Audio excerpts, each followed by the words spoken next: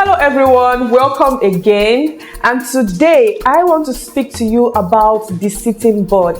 Now when you hear the board of a company, the first thing that comes to your mind is board of directors. I want to correct that notion.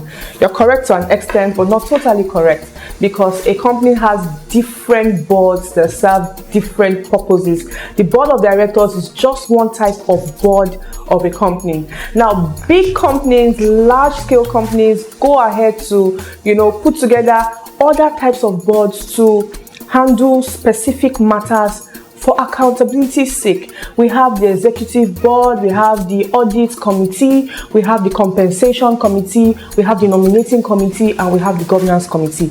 Now, so depending on the type of business being operated, depending on the size of the company, these different boards come into play. The governance committee is a group of independent directors that are not a part of the company's executive team.